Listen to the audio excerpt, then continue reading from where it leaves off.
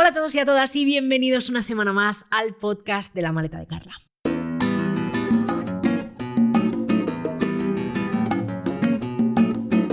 Esta semana, con motivo del Día de la Mujer, me apetecía grabar un episodio dedicado a nosotras, a las mujeres, y conocer cómo se viven las presiones sociales y los roles de género en diferentes culturas. Tengo aquí conmigo ya a mi invitada, pero antes, como no, quiero agradecer a mis patrocinadores el apoyo en esta temporada. En primer lugar, a Level, que tiene un gran compromiso con las mujeres y que a través de su web y redes sociales lleva ya años dando voz a mujeres viajeras que son dueñas de sus viajes y que eligen cómo quieren viajar en cada momento. Level, ya sabéis que es la aerolínea low cost que conecta Barcelona con diferentes ciudades del continente americano y que acaba de incorporar la ruta Barcelona-Miami. En su web flylevel.com tenéis toda la información. Y por otro lado, mis compañeras de Yati Seguros, un equipo mayoritariamente formado por mujeres súper guerreras que siempre me han apoyado muchísimo en todos mis proyectos, entre ellos este mismo podcast. Como sabéis, Yati es la aseguradora con la que llevo contando más de 10 años y que obviamente siempre recomiendo porque lo mejor del seguro es no tener que usarlo y que si lo tienes que usar sean rápidos y efectivos, y ese siempre ha sido mi caso. Recordad que en la descripción de este podcast tenéis un 5% de descuento directo para el seguro de vuestro próximo viaje. Ahora sí, vamos al tema que nos ocupa, que es hablar de nosotras, de las mujeres, y quién mejor para hacerlo que mi querida Lucía Madrid. Bienvenida de nuevo al podcast. Hola, ¿qué tal? Muchísimas gracias. Es un placer estar aquí de nuevo. Siempre recuerdo que fuiste la primera persona que me hizo el podcast. Qué guay. Y bueno, ya ha pasado un poquito de tiempo, sí. Pero nada, muchísima ilusión de nuevo. Sí, además estamos en persona, que es como que siempre hace más ilusión, sí. ¿No?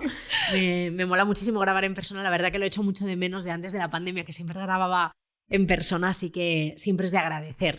Para las personas que no hayan escuchado el primer episodio que grabamos juntas, podéis ir a escucharlo, es el episodio número 73, y en ese episodio Lucía nos hablaba de su historia, del rol de la mujer en el mundo, hablamos también de sociedades matriarcales, del rol de las mujeres en Pakistán, del uso del velo, y en general fue una conversación súper bonita, de la que yo aprendí muchísimo, como siempre que hablo con ella, y así que os recomiendo que vayáis a escucharlo. Podéis escucharlo antes o después de este que estamos grabando. Por contextualizar un poco, por si alguien no ha escuchado ese episodio y no va a ir a escucharlo, que estaría muy mal, cuéntanos brevemente quién eres, a qué te dedicas, un poco quién eres tú y qué haces aquí. Bueno, diría que quizá puede haber dos Lucías a nivel profesional. La Lucía enfermera, que estuvo durante años pues, trabajando en un hospital en el servicio de cuidados intensivos. Y el después, la Lucía de ahora, quizá desde 2019, que estudié el máster de periodismo de viajes en la Universidad Autónoma de Barcelona.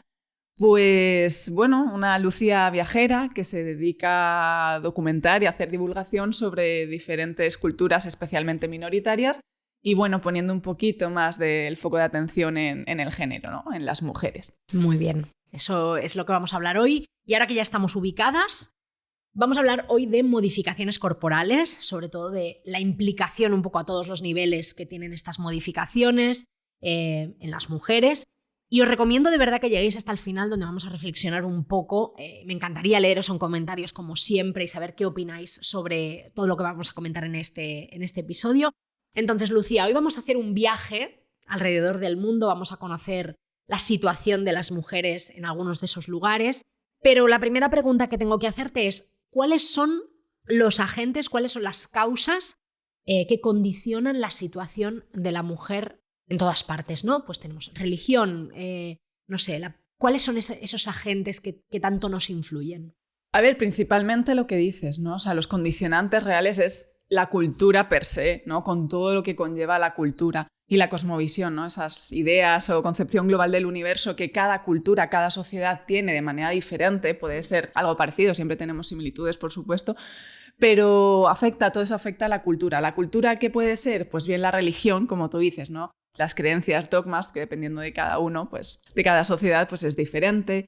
También el concepto de belleza. En algunas sociedades ese concepto de belleza se trata de ensalzar, en otras comunidades el concepto de belleza, no esa belleza especialmente enfocada en las mujeres, estamos hablando, se trata de encubrir.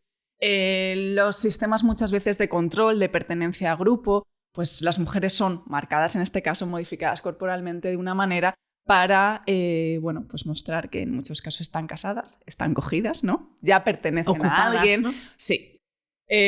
Pues es diferentes condicionantes que al final podemos englobarlo dentro del concepto, como digo, cultura, ¿no? Cada cultura es diferente con sus condicionantes de manera diferente. Incluso Afectan. culturas muy cercanas, por ejemplo, a la nuestra, hacen cosas totalmente diferentes porque, por ejemplo, aquí no está bien visto que un hombre lleve falda y en Escocia mismamente, que está aquí al lado, es algo súper común, o en lugares como Indonesia, ¿no? Entonces, cómo realmente es algo que incluso en territorios cercanos cambia muchísimo.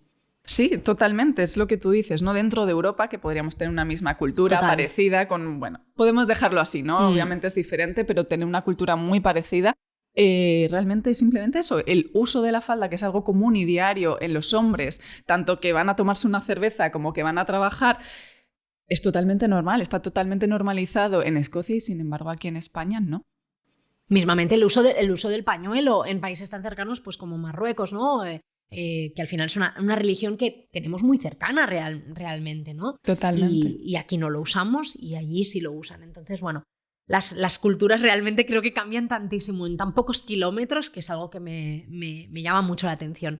Hoy nos vas a hablar de situaciones muy crudas para la mujer, nos vas a poner ejemplos que creo que a mí, por ejemplo, cuando los he conocido se me ha revuelto un poco el estómago. Así que bueno, desde aquí pues aviso a que la gente que nos esté escuchando, si son sensibles, pues que lo tengan en cuenta. Entonces, la primera pregunta, ¿cómo te gustaría a ti que la gente escuche este episodio? Es decir, intentando no hacer un juicio de valor de todo lo que vas a contar, que van a ser cosas pues que realmente son complicadas, sobre todo si las que nos escuchan no son mujeres. ¿Se puede mantener una al margen y no juzgar ciertas prácticas? ¿Cómo te gustaría que la gente que nos escuche haga valoración? Lo ideal, pero irreal, porque creo que el juicio siempre está ahí, siempre lo he dicho, partimos desde nuestro etnocentrismo, desde nuestra cultura, todo lo aprendido y es muy complicado no juzgar aquello que nos parece extraño, que nos parece raro, que nos parece mal. Yo misma intento siempre partir desde el respeto, dejar de lado el etnocentrismo, pero creo que es imposible, es así, es una realidad, pero bueno, tampoco está mal, ¿no? Para que haya una diversidad. Me gustaría que la gente que esté escuchando esto, sea hombre o mujer, parta desde una mente en blanco. Sé que es muy difícil para intentar simplemente ponerse en la piel de las mujeres en este caso que llevan a cabo esa práctica y pensar que al igual que nosotros, por ejemplo, en España, en nuestra cultura, la mujer ha ido teniendo el poder, ha ido empoderándose poco a poco. Hemos creado grupos de mujeres que han luchado por los cambios, acompañadas también en algunos casos o apoyadas por hombres.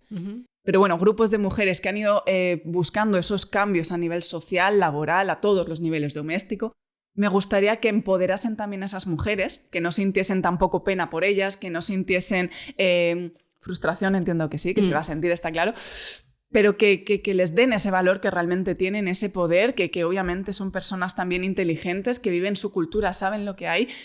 Y que, pues eso, que no las tachen de tontas, que no las tachen de incompetentes, y que se intenta entender que poco a poco las sociedades van cambiando. Como nosotros hemos cambiado cosas, estas sociedades también cambiarán. Estoy segura de que muchas de estas prácticas, de hecho está pasando, ¿no? Están aboliéndose, están prohibiéndose, están dejando de hacerse por muchas presiones. Una de ellas también la globalizadora, pero sí. Es nuestra tarea como mujeres feministas que ya vamos un paso por delante quizá en ciertas prácticas, ¿no? Que aquí ya no se hacen o que nunca se han hecho pero que se hacían otras. Es nuestra tarea quizá evangelizar a estos colectivos para decirles, oye, que esto en Europa no se hace. En absoluto. Durante todos estos años de viaje, que ya son unos cuantos y unos cuantos países visitados, diferentes culturas, te das cuenta que tú, en tu cultura, eres totalmente funcional. Sabes lo que hay, pero no sabes lo que hay en las otras. No lo has vivido, no puedes entender realmente por qué cada persona, cada rol, ¿no? En este caso de género, lo que sea, simplemente a nivel de edades, porque los ancianos actúan así, porque los niños actúan así, porque un niño es castigado. Hay cosas que obviamente no se deberían permitir, como son muchas veces los castigos físicos, ¿no? Incluso psicológicos, pero no podemos entender lo que hay en esas culturas. Entonces, no podemos ir con nuestro, como digo yo siempre, blanquismo. Total. Y occidentalizado, nuestra mente occidentalizada, a decir si esto está bien o esto está mal, o esto deberías hacerlo de esta manera o no. Quizá bajo tu prejuicio, simplemente tu opinión, tú puedes decir, esto es una mierda, es así, es una realidad. Hay mujeres que reciben violencia física a muchos niveles, o simplemente que están sometidas a modificaciones corporales que no pueden elegir por ellas mismas y que son simplemente una marca del patriarcado, como tú me perteneces, ¿no? Esta pertenencia que decíamos a alguien, en vez de tener esa propia libertad de elección y decidir lo que ella quiere ser y de quién quiere ser, ¿no? Más que... Entonces, creo que no deberíamos en ningún caso decir a nadie lo que está bien, lo que está mal, ni siquiera en nuestra propia cultura, pero mucho menos en ajenas a la nuestra, que no conocemos realmente los roles y cómo funcionan ellos, cómo se sienten. Vamos a ver hoy que en los casos, ¿no?, que nos vas a contar, que muchos los has presenciado en persona, a mí personalmente me parecería súper difícil mantenerme al margen, no decir nada. Tiene que ser un trabajo como de mucho autocontrol, porque hay situaciones que ya lo vamos a ver que son muy complicadas. Una de las situaciones que se dan son las modificaciones corporales, ¿no? Estábamos hablando antes. ¿Qué tipos de modificaciones existen o cómo se podrían clasificar? Pues hay muchas. Yo las suelo clasificar como en dos bloques, ¿no? Los de belleza y los de ritual, pero realmente las hay pues por símbolos, o sea, por circunstancias también religiosas, estéticas, como digo, culturales, rituales. Hay diferentes categorías, ¿no? Sí, categorías. Sí. Pero bueno, yo para quizá simplificarlo lo hago por belleza y por ritual. La mutilación genital femenina es uno de los que más hemos oído hablar, ¿no? Porque pues, es uno de los casos como más sonados, que más repercusiones tiene, más consecuencias negativas tiene en la mujer. Si quieres, porque no me gusta dar por hecho que todo el mundo entiende lo que es la mutilación genital femenina, aunque el nombre lo especifica bastante, si quieres cuéntanos un poco cómo es esta situación, dónde se suele dar y para ponernos un poco en contexto. Bueno, realmente la mutilación genital femenina no deja de ser pues eso, una lesión de los órganos femeninos de las mujeres. Hay diferentes tipos de mutilaciones genitales femeninas.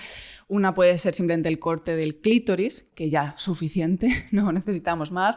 Luego puede ser el clítoris y también cortar los labios menores. Luego se hacen pequeñas grandes suturas de los labios mayores, dejando un huequecito simplemente muy pequeñito para, pues la salida del contenido de la menstruación, de la sangre y del propio pis. Como puedes imaginar, esto se hace en condiciones cero higiénicas, cero estériles. Te lo hace la prima de o tu tía porque, pues es la que está acostumbrada a hacerlo, pero siempre en habitáculos obviamente no higiénicos, con lo que esto supone, ¿no? Al final infecciones, sangrados y todo esto que pueda conllevar incluso la muerte de las propias niñas, porque no hay nada, como decimos, controlado. Bueno, es una situación muy, muy dura que abarca muchísimos millones de mujeres en el mundo, mujeres y niñas en el mundo. El país con mayor población, digamos, de mujeres habladas, que también se llama ablación, ¿no? A esta técnica, es Somalia. Tiene un 90 y muchísimo % de mujeres con la ablación hecha. Qué horror. Bueno, y es verdad que aquí lo conocemos, hemos oído mucho hablar, pero nos resulta como un poco ajeno en España, aunque creo que no es tan ajeno. No. Obviamente tenemos muchas personas que han migrado de otras culturas, porque es verdad que nuestra cultura pues no estaba implícito, ¿no? Y pues eso lo han traído y son personas que conviven con nosotros en nuestro día a día. Entonces tenemos que tener bien claro que eso existe, que hay niñas en España con las que convivimos que están en riesgo de sufrir mutilación genital femenina. Muchas veces es cierto que no se realiza la práctica propiamente en España, sino que a lo mejor en vacaciones del cole, por ejemplo, pues las niñas son llevadas a sus países de orígenes o al país de origen de los padres, porque ellas muchas veces ya son españolas, nacidas aquí, y se lleva a cabo esta práctica allí. Entonces, claro, muchas veces a los profes, sobre todo, esto es algo que, entiendo que muchos profesores sí que han oído hablar de esto, y sobre todo si trabajan con niños migrantes, que les alertan, ¿no?, de ciertos cambios, sobre todo específicamente las niñas, para que estén atentos a este tipo de cosas. ¿Esto sería una modificación estética o sería...? Aquí es ritual. Es ritual. Sí, esto es ritual. Al igual, esto no quiero hacer un símil, pero al igual que en los hombres muchas veces la circuncisión se trata como algo purificador, como un ritual purificador para el niño, en este caso, esto es igual para la mujer. Se trata de un ritual de purificación de la mujer. He querido mencionar este porque es uno de los que más tenemos escuchados aquí en España, ¿no? Porque hemos oído hablar de ello y porque es muy sonado, evidentemente, el impacto que tiene. Pero me quiero centrar sobre todo en las modificaciones corporales estéticas, ¿no? Porque al final creo que todas las mujeres estamos sometidas a una presión estética muy grande, pero pues por el trabajo que haces has conocido casos y modificaciones corporales que me parecen, bueno, que ahora vamos a ver, ¿no? Que es que la verdad es que cuesta como ponerle adjetivo porque son complejas. Entonces, me gustaría que nos hablases del tatuaje de encías que se hacen las mujeres en Senegal, cómo es ese proceso y sobre todo por qué se hace. Pues bueno, como has dicho, ¿no? Las mujeres en Senegal normalmente son las mujeres pertenecientes a la etnia Peul, que son como los Bororo, Fulani de otros países, pero en Senegal se denominan Peul.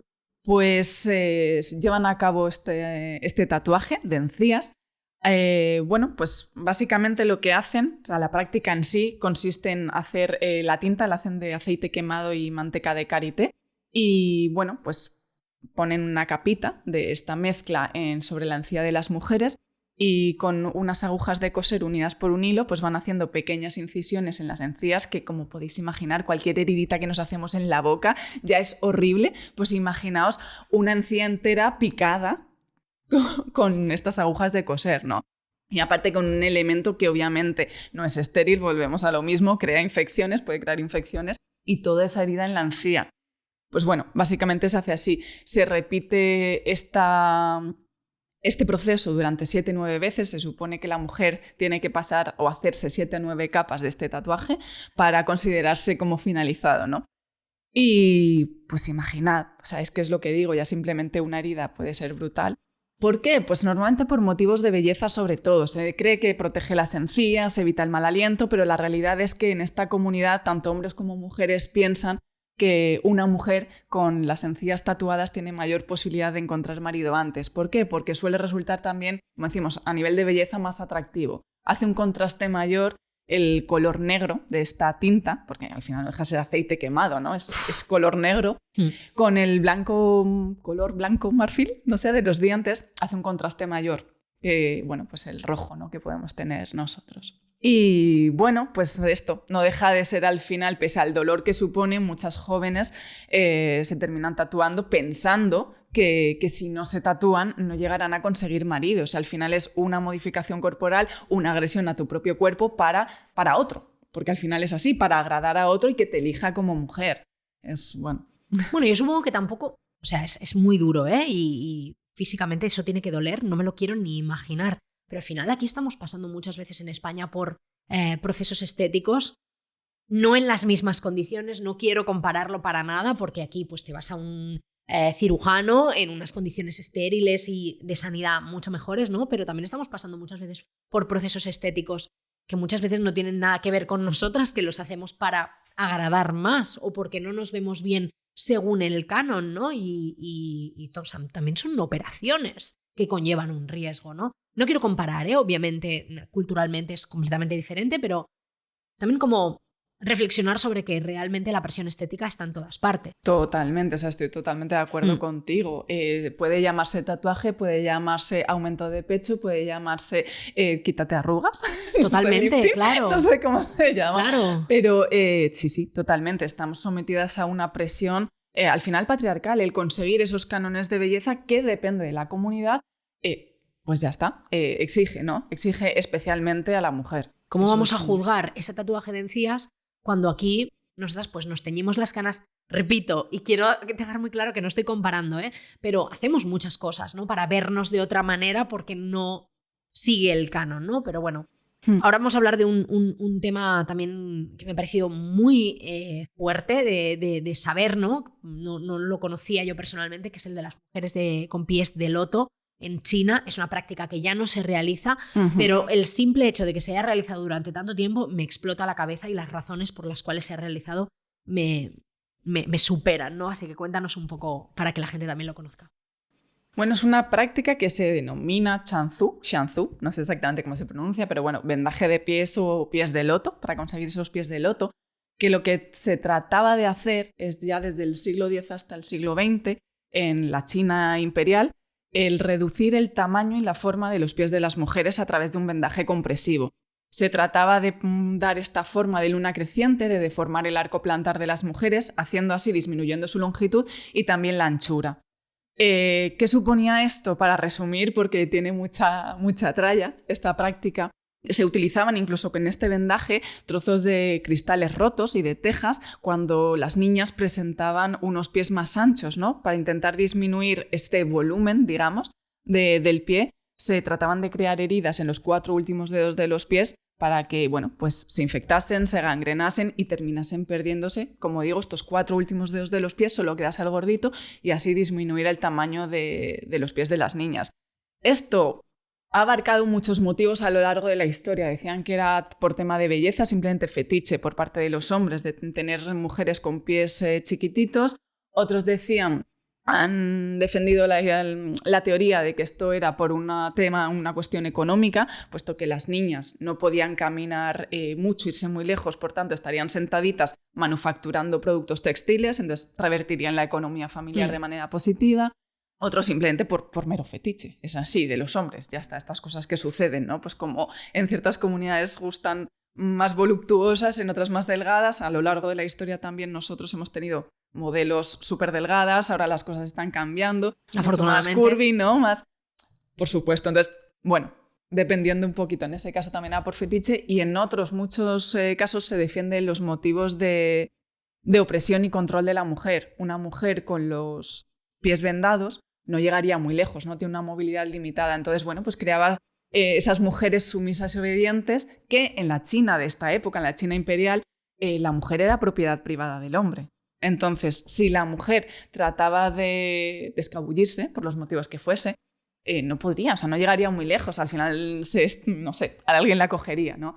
Entonces, bueno, hay diferentes teorías al respecto, pero lo cierto, como dices, ¿no? Al final eran más de 1.000 millones de mujeres a lo largo, es verdad, de 10 siglos, pero más de 1.000 millones de mujeres han sido sometidas a prácticas brutales que les han condicionado absolutamente todo. Piensa que eso te modifica las rodillas, tienes que ir con las rodillas dobladas todo el tiempo para caminar. El tema de la basculación del caminar simplemente la espalda, o sea, también sufre. Es eso, una falta de libertad absoluta y el estar sometida a ese dolor constante de ese vendaje e incluso la pérdida y la fractura. Si no se perdían esos 4 dedos de los pies, se fracturaban completamente. Si ves imágenes de eso, es que... Es un dolor para toda la vida, o sea, tienes que convivir con ese dolor siempre. Es horrible, es una barbaridad y para que luego nos digan que no tenemos que seguir luchando por el feminismo, de verdad, ¿eh? Porque cuando escuchas estos casos, aunque se haya abolido, ya, fantástico, genial, pero bueno, cuando ves los orígenes, ¿no? Y por qué pasan estas cosas, independientemente de si es porque las querían en la fábrica trabajando por un fetiche o por lo que fuera, Dios mío, es una locura, es una locura. Has mencionado, ¿no?, brevemente que el icono de la mujer o el estereotipo de la mujer varía mucho según la sociedad, varía mucho según la década. Hay lugares donde pues, la mujer se la quiere como más delgada, más curvy, y hay un lugar... vamos a ver, que lo tengo por aquí escrito y no me acuerdo, sé que es en África, es en Camerún no es, ay Dios mío, pues no me acuerdo cómo, Mauritania. Sí, Mauritania, lo sabes, perfecto, Mauritania. Es que lo iba a comentar más tarde, pero como has sacado este tema, digo, me viene perfecto para hilarlo. Es en Mauritania donde obligan a las mujeres a ser obesas, es una obesidad forzada. ¿Cómo pasa esto? Efectivamente. Bueno, esta práctica se denomina le bleu, u obesidad, como dices, ¿no? Obligada o forzada, en el que las niñas, pues, es que básicamente el resumen de esta práctica es que las obligan a comer, a comer, a comer, a comer. ¿Por qué? Pues porque se piensa, bajo su canon estético, su percepción de la mujer, que una mujer con mayor peso, pues, goza de mejor salud, es mucho más bella y aparte, como tiene dinero para comer, se supone, ¿no? Es más obesa.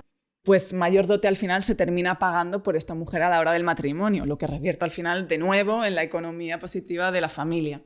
Creo que de todas las cosas que he ido, de todos estos casos, ¿no?, rituales, prácticas sobre las que he ido leyendo, investigando y conociendo, es la que más me toca de fondo, porque obviamente todas estas prácticas se realizan a diario, las que hablaremos hoy. Bueno, algunas son puntuales, pero bueno, te marcan durante toda tu vida, pero es eso, desde que son pequeñas las niñas son obligadas a ingerir grandes cantidades de alimento, muchos aceites, muchas grasas animales, leche de camella, que es súper calórica, gachas de mijo, del cereal que tengan. y hasta incluso son obligadas a comer los restos de los demás comensales, ¿no? Cuando se reúnen así en familias, en grupos familiares o tienen alguna festividad, la vecindad o lo que sea, son obligadas, aparte de comerse su propia ración, la de los demás. ¿Qué pasa en muchas ocasiones? Que esto genera el vómito de las niñas. Y es que lejos de verse esto como un problema, es que lo digo muchas veces, es signo de trabajo bien hecho. O sea, que la niña lo pase mal, que esté saciada hasta morir, es un trabajo bien hecho. Hay una tabla de la FAO que he compartido en alguna ocasión que muestra las cantidades calóricas, ¿no? O sea, la cantidad de calorías diarias que debería consumir, las necesidades, calóricas que debería consumir pues niños y niñas dependiendo del rango de edad. Las niñas entre 9 y 10 años más o menos tienen unas necesidades calóricas diarias de algo menos de 2.000 kilocalorías al día. Estas niñas llegan a consumir hasta 16.000, o sea, más de 8 veces más las necesidades calóricas. Puedes imaginarte locuras. Aparte son obligadas a no caminar, lo que supone al final mucha pérdida de movilidad, muchos problemas articulares. Reciben mogollón de castigos ante la negativa de no ingerir más alimentos. Bueno, es una locura. Es una verdadera locura. Es un maltrato que si bien quizá no es tan doloroso físicamente, como por ejemplo esto que comentábamos de los pies de loto o algunas de las prácticas que vamos a comentar a continuación, pero que acarrea tantísimos problemas de salud que realmente no sé cómo no le ven la parte negativa, ¿no? Porque estoy segura de que las mujeres tienen el objetivo de la reproducción. Dios, ¿cómo te vas a mover? O sea, quiero decir, si realmente es que no puedes ni salir a caminar, ¿no? ¿Cómo te vas a poner a hacer el acto sexual si no puedes ni salir a caminar, ¿no? Es como totalmente contraproducente. Totalmente. Sí. Crea mogollón de problemas. Una hipertensión, una diabetes también, claro, bueno, ¿no? ya problemas, como decíamos, articulares, enfermedades cardiovasculares. Hay un montón de problemas, incluso en las adolescentes. Tal es la presión estética que reciben que, pues existe un mercado negro bastante importante, bastante peligroso, en el que se llegaron a vender en la década de los 2000. Fue bastante sonado. Apareció una droga, una sustancia fabricada en la India que servía para engordar el ganado, que las adolescentes lo empezaron a consumir. Se llegaba a aumentar 20 kilos de peso en 2 semanas. Imagínate qué pasa, que hay muchos casos, obviamente, en los hospitales, ¿no? Que llegaron chicas muertas por el consumo de esta sustancia. O sea, ya no es solo el ingerir alimentos, sino la presión social que existe para llegar a consumir drogas que no son ni siquiera para consumo humano y que obviamente producen la muerte. Es una locura, ¿eh? Es una locura. Pero bueno, aquí se consume mucho medicamento para adelgazar. Totalmente. Porque ese es nuestro canon. Que daña los riñones, que daña el hígado, etc. Es que... Sí. Qué presión, qué horror. Para horror, este caso que para mí ha sido, de todos los que he estado leyendo y viendo, ¿no? de los que tú contabas y que has documentado, para mí creo que es de los más crudos, que es el tema del planchado del pecho en Camerún. Ya simplemente decirlo, planchar el pecho, me parece horrible, pero quiero que nos cuentes un poco más claro. Bueno, es decir, que yo me centré en Camerún, pero realmente se lleva a cabo en más países de África del Oeste. Bueno, esta práctica realmente es... cuento el porqué y luego ya cuento el cómo se realiza. La telar, que el crecimiento del tejido mamario de las niñas se ve siempre como un objeto de deseo para los hombres, ¿no? El pecho al final no deja de definirnos como mujeres y pues se ve, como digo, como objeto de deseo para los hombres. Entonces, pues las familias, especialmente las madres y las abuelas, que son las encargadas de llevar a cabo esta práctica, son las que luchan para evitar más bien que el crecimiento del pecho no exista, ¿no? Se disminuya lo máximo posible. ¿Cómo lo hacen? Pues calientan objetos de base plana, puede ser bien una piedra o lo que sea, en brasas o fuego, y una vez que ya están calientes las presionan contra el pecho de las niñas que están pues empezando, ¿no? Su desarrollo, con el objetivo de romper estas glándulas mamarias, evitando así su crecimiento. Y sí, es horrible. ¿Por qué? Porque crea obviamente dolor, o sea, dolor por la aplicación de calor, quemaduras, abscesos, infecciones, todas las cicatrices que quedan, ¿no? Que al final eso cada día te recuerda lo que has pasado. Obviamente la parte psicológica es brutal, es así, pero también la física, el verte continuamente eso, pues, es jodido, ¿no? Hablando claro. Y luego también a futuro, las mujeres que tienen hijos, pues lo que supone en muchas ocasiones es que tengan muchísimos problemas con la lactancia materna. Y no olvidemos que allí, pues muchas veces la lactancia artificial, ¿no? Que podemos tener tan fácil el acceso aquí, por ejemplo, en España, perdón, allí no es costosa. Claro. Es cara, entonces supone muchas veces muchísimos problemas a la hora de alimentar a los niños recién nacidos. Bueno, pues lo de siempre, muchos problemas psicológicos y muchos problemas físicos. Es horrible, la verdad es que este caso yo lo he conocido gracias a ti, ¿no? Esta situación, y me parece horrible. De verdad que se me revuelve muchísimo el estómago con esto, porque de pensarlo, ¿no? Y de ponerte, ¿no? En la piel de estas personas, a poco que tengas un poco de empatía, ¿no? Es lo de siempre, es el hecho de por qué se hace esto. O sea, por qué una niña, sin haber hecho nada, con se toda tiene su que inocencia, someter, ¿sabes? Totalmente, se tiene que someter a una práctica muy, muy, muy dolorosa para cubrir esa parte que le hace simplemente mujer, o sea, esa biología que ni ella ha decidido, ¿no? Y para evitar encima que tenga problemas o que pueda llegar a tener problemas para evitar ser menos vistosa, menos deseada. No sé, a mí la cabeza me hace boom, o sea, no me explota. Es realmente horroroso, y la verdad que yo cuando escucho mucho estas cosas, ¿no? Que siempre pienso pues en Lucía, ¿no? Que tiene ahora 3 años y mi hija Lucía, ¿no? Lo tremendamente privilegiados que somos por haber nacido a este lado del Mediterráneo, en unas condiciones pues muy diferentes, ¿no? Es brutal. Hay un caso que yo creo que es muy conocido también porque es muy turístico realmente, que son las mujeres jirafa del norte de Tailandia, de Myanmar. Es un tema que, si hablamos de modificaciones corporales, no lo podemos dejar de lado, porque además creo que también es importante, ¿no? La labor de divulgar el por qué pasa esto y el por qué no deberíamos ir a visitarlas, ¿no? Creo que es importante porque durante muchos años aquello ha sido un zoo humano a ojos de todos, y creo que no se conoce del todo lo que pasa por detrás. Entonces, bueno, si quieres, cuéntanos un poco en qué consisten estas modificaciones de las mujeres jirafa y todo lo que hay detrás para que a la gente se le quiten las ganas de ir. Bueno, estas mujeres jirafa, ¿no? Que se denominan así, se conocen turísticamente así, son mujeres pertenecientes a la etnia Karenni, que, bueno, tienen una práctica desde hace ya muchos, muchos, muchos años, y es el irse poniendo anillos dorados en el cuello. También lo hacen en los brazos y en las piernas. Y bueno, van cada vez más poniéndose anillos. Antes eran de oro, ahora son de latón o bronce. Y el resumen básicamente es que portan de 5 a 10 kilos de peso encima del cuello. Es verdad que, per se, respecto a de lo que estamos hablando, no es una modificación corporal al uso, porque la gente se piensa que estas mujeres tienen el cuello más largo, que bueno, se descoyuntan si se caen, si se quitan los anillos, si se mueren, nada más lejos de la realidad. Lo que realmente ocurre es una ilusión óptica, ¿no? Con todos estos anillos en el cuello, lo que se produce es un descenso de las clavículas, de los hombros, cierta presión en la caja torácica, y lo que crea es como un ángulo mayor del que una persona que no porta estos anillos tendría, ¿no? Se crea como un ángulo de 45 grados entre, digamos, los hombros, el esternocleidomastoideo, luego con el trapecio, y bueno, simplemente se produce, como digo, este descenso, que es eso, es algo óptico, es una ilusión óptica. A estas mujeres se les ha hecho radiografías y tienen un cuello anatómicamente igual que el nuestro. De hecho, se quitan, hay ceremonias cada 3 años en noches de luna llena que se llevan a cabo son dirigidas por las mujeres ancianas del poblado, y se quitan estos anillos y no pasa nada. No se descoyuntan. Nadie se descoyunta, no. Se les cae el Desmentir cuello. la leyenda urbana que dice esto, ¿no?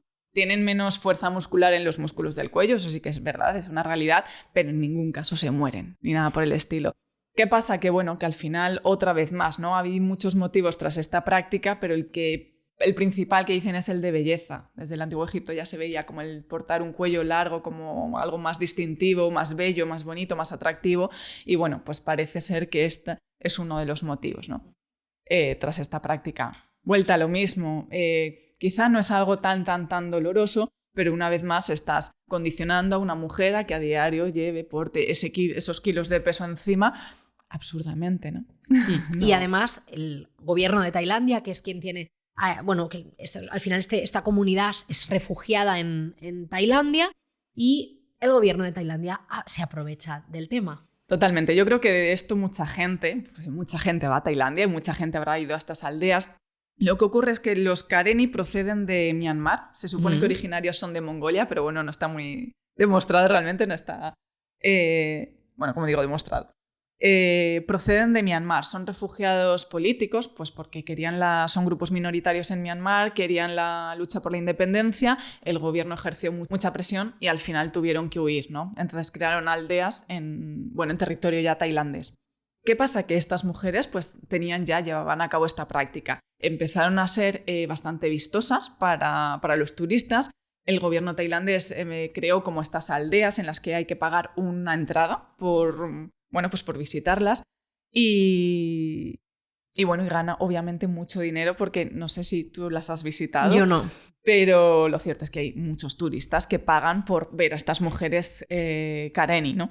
Y el problema viene cuando estas mujeres, de esa gran cantidad de dinero que recibe el gobierno tailandés en el sector turístico, ganan una ínfima parte de todo eso. Además, no olvidemos que su condición de refugiadas les impiden buscar trabajo en otros sectores, por tanto están condicionadas a ese sueldo súper bajo que, pues les sirve para alimentarse, para estar allí viviendo, pero no mucho más.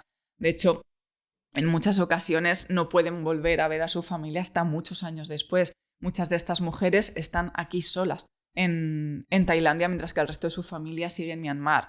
Entonces, ahí hay algo muy turbio. Muchas veces la gente tacha de zoo humano, ¿no?, estas aldeas y realmente, es un poco así.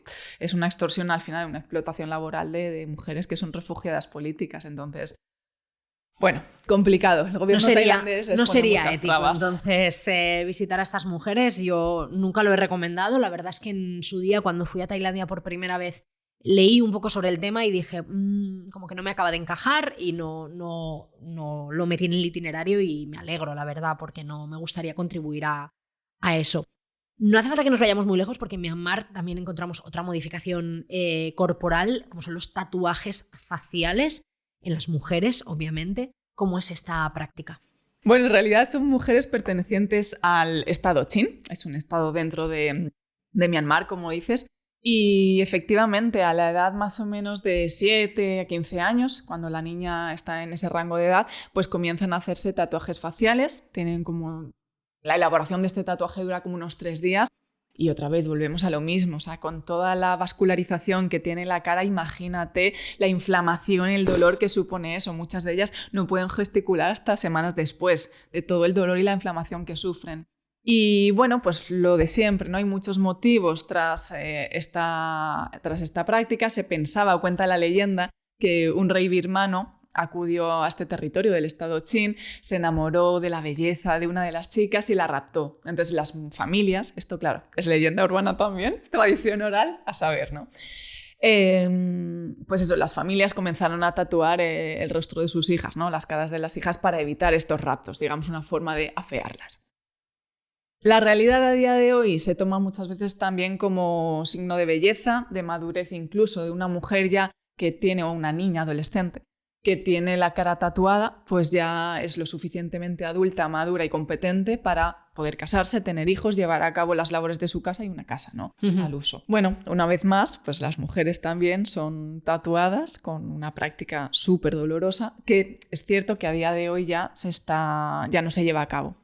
Por la evangelización de los colonos británicos que estuvieron ahí, toda la influencia de la colonia británica, los misioneros al final también evangelizando, tacharon esta práctica de bárbara, salvaje, y las nuevas generaciones comenzaron ya un poco a concienciarse y a avergonzarse quizá, ¿no?, de esta práctica histórica que también ahí, no digo que esto esté bien ni mucho menos, creo que ya sabes un poco lo que opino al respecto de todas estas modificaciones corporales que recaen sobre la mujer, pero también es cierto que siempre pienso que los cambios han de nacer desde dentro, con todo nuestro apoyo desde fuera, pero son, en este caso, las mujeres las que tienen que hacer ese movimiento de cambio, las mujeres locales en este caso, y recibir estas influencias externas al final, ¿no? Bien los británicos, bien los misioneros, y decirle esto está bien, esto está mal, de esto te tienes que avergonzar, te tienes que cubrir, te tienes que dejar de hacer esto.